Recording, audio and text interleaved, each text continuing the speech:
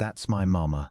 The words cracked across the churchyard like a dropped plate, and every head at the tallgrass harvest social turned at once. Della Whitcomb felt the small arms lock around her skirts before she understood what was happening, felt a child's face press hard against her hip, and looked down into eyes so wide and desperate that her breath caught somewhere behind her ribs. The girl could not have been more than 6. Her braids had come half undone, her pinafore was smudged with pie filling, and she was staring up at Della as though she had found something she had been told did not exist anymore. "Ivy," a man's voice, rough with alarm, cut through the murmuring crowd. He came fast across the churchyard grass, hat knocked back, and dropped to his knees beside his daughter without seeming to notice he'd done it. "Ivy, honey, you don't know this lady. Let her go now." The girl did not let go. She turned her face just enough to look at her father, and when she spoke again her voice was small and fierce and certain. "That's my mama." She came back. A hush fell over the tables of fried chicken and berry pies. Della felt the eyes of the whole town settle on her. The shabby travel dress, the carpet bag she hadn't set down since the stage let her off that morning, the face of a stranger nobody in Tallgrass had ever laid eyes on before that hour. She had come to this town with 11 cents and a letter of reference from a dressmaker 2 counties back, hoping for mending work, hoping for anything. She had not come looking to be claimed. "I'm sorry," she managed, crouching so she was eye level with the child, keeping her voice gentle even as her own heart cracked wide open at the word mama, a word she had not been called in 2 years, not since the river took it from her along with everything else. "I'm not your mama, sweetheart. I only just arrived on the noon stage." The girl's chin trembled, but she did not loosen her grip. "You have her hair, and you smell like the lavender she kept in the tin." Behind them a woman in a stiff grey bonnet leaned toward her neighbor and said, not quietly enough, that the Ames girl hadn't spoken a full sentence since her mother died a year past, and he was babbling at a vagrant off the coach.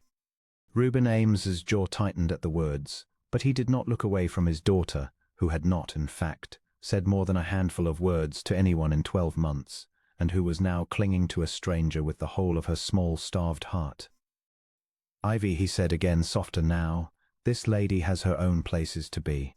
Della looked at the child's face, at the hope there so raw it frightened her, and found she could not make herself stand and walk away, not yet. "I don't mind staying a moment," she said, "if it's all right with your papa." Reuben Ames studied her, a long, careful study, the kind a man gives a horse he isn't sure he trusts on rough ground. He was broad through the shoulders, sunworn, with a widower's tired eyes and a Sunday coat that did not fit him the way it must have once. "Reuben Ames," he said finally. "This is my daughter, Ivy. She hasn't said that many words together since her mama passed. Della Whitcomb." She held out her hand, and after a moment he shook it, his palm rough as rope. "I lost someone too," she said, because it seemed the truest thing she owned to give him, a little girl. "And my husband, 2 years back, crossing a river that shouldn't have taken them." Something shifted behind his eyes, recognition of a grief that matched his own. Ivy had not once let go of Della's skirt. By the time the church bell called the social to its close, Reuben Ames had asked, awkwardly, stumbling over the words like a man walking on ice he didn't trust, whether Miss Whitcomb might consider a week's work out at his place, mending, cooking, minding Ivy while he worked the herd, paid fair, and old Mrs. Petrie from the next farm over would come stay in the house too. So there'd be no talk. Della, who had 11 cents and nowhere in Tallgrass to lay her head, said yes before she let herself think too hard about why her hands were shaking. The grey-bonneted woman, whose name turned out to be Mrs. Pruitt, and who ran the mercantile with an iron eye for other people's business, watched them go with her mouth pressed into a thin, disapproving line. Old Mrs. Petrie rode out with them in the borrowed buckboard, a stout, kindly widow who had buried 2 husbands and outlived her own complaints about it, and who kept up a steady stream of talk the whole 2 miles that Della was grateful for, since it spared her having to find words of her own. Ivy rode wedged between them, still holding fast to a fold of Della's skirt, occasionally looking up to be certain she had not vanished. The Ames ranch sat 2 miles out under a wide ball of sky, a low log house with a good barn and a creek running along the north pasture that Reuben said rose fast and mean when the rains came down from the hills. Ivy showed Della every room as though conducting a tour of a kingdom. The kitchen with its blackened stove, The parlor where a quilt lay folded that Della would later learn Naomi Ames had pieced herself and never finished. The small bedroom papered in a faded rose print, chattering in a rush of words that seemed to surprise her own father more with every sentence. Until Reuben stood in the hallway with his hat in both hands, simply listening to his daughter talk the way she used to, as though he were afraid that breathing too loud might stop it. That first night Della sat on the edge of the girl's bed and sang the same lullaby she had once sung over a cradle that the river had also taken, and Ivy's eyelids grew heavy before the second verse was through. One small hand curled trustingly around two of Della's fingers. Della sat a long while after the breathing evened into sleep, looking at the round, peaceful face on the pillow, and did not let herself cry until she was back in the small room off the kitchen with the door shut tight, where no one, not even a child with a grief-sharpened ear, could hear a stranger weeping for a daughter of her own who would never again fall asleep holding her hand. The days that followed took on a shape Della had not expected to want again. She patched shirts and turned hems. She coaxed Ivy through arithmetic with buttons for counters. She learned that Reuben Ames took his coffee black and his silences long, and that under both there was a man who had simply stopped believing joy still had a place set for him at his own table. She caught him once in the doorway, watching Ivy laugh at something Della had said, and the look on his face was not suspicion anymore. It was hunger, carefully hidden. "She hasn't laughed like that," he said quietly, "since Naomi." "Grief doesn't leave all at once," Della said. "It comes back in pieces when it's ready." "Sounds like you'd know." "I do." She folded the shirt in her lap with careful hands.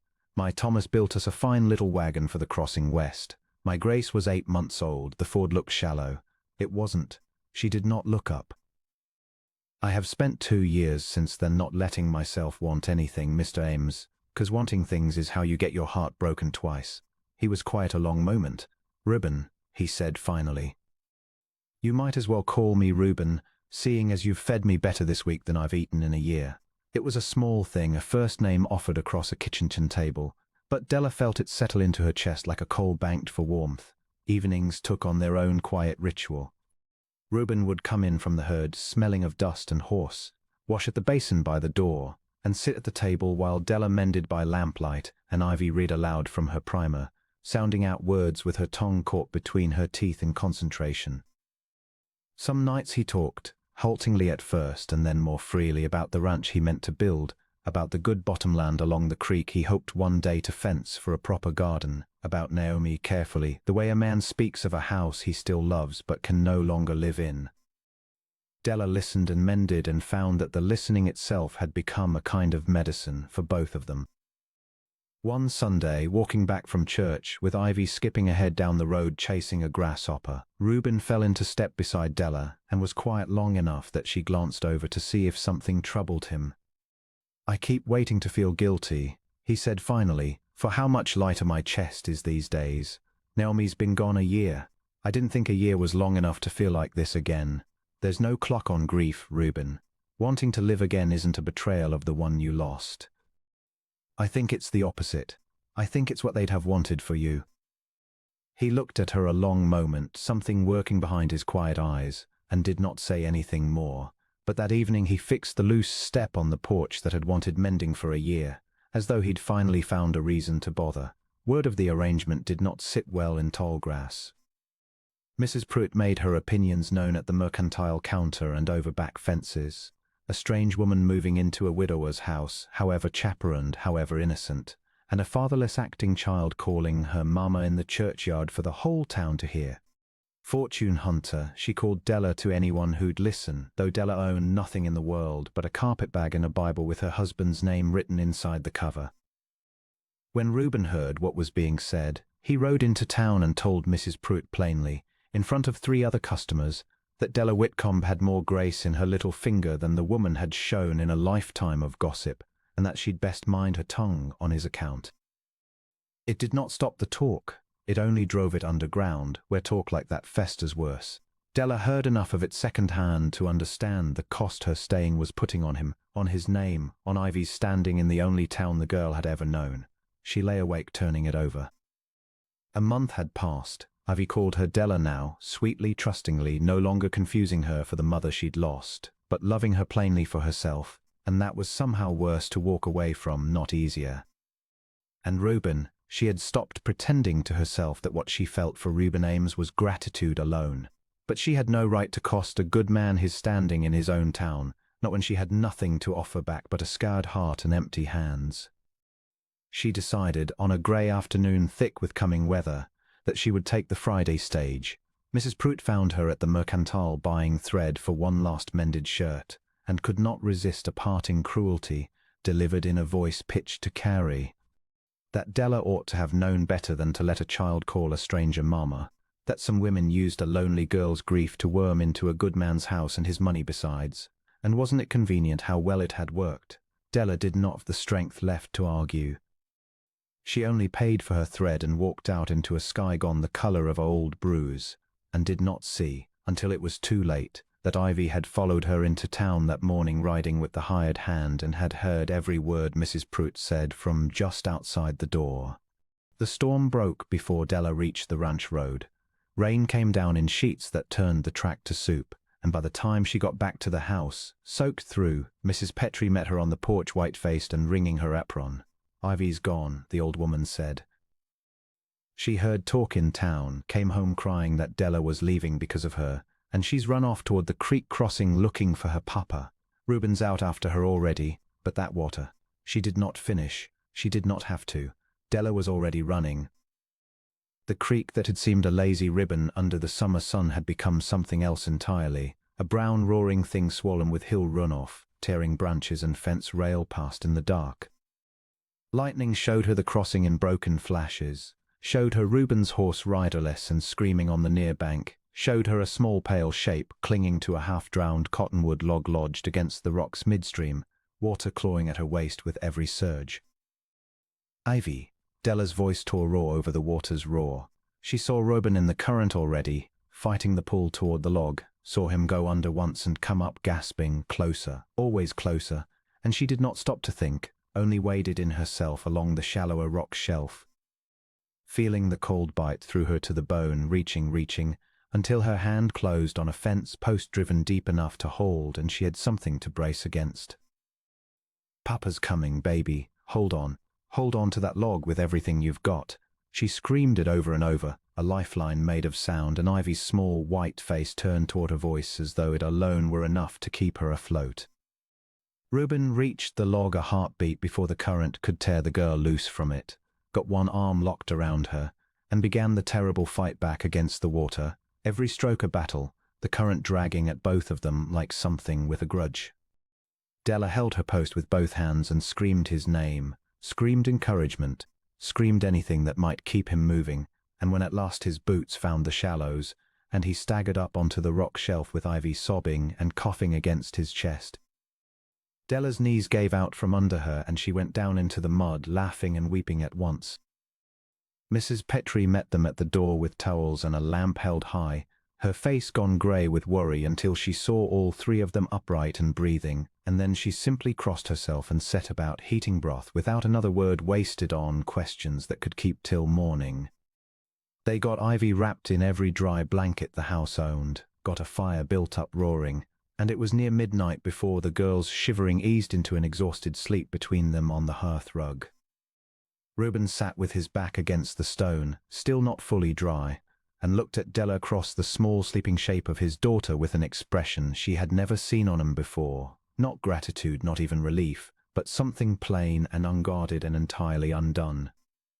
"You were leaving," he said. "I heard what they were saying about me in town. I didn't want to cost you and Ivy any more of it.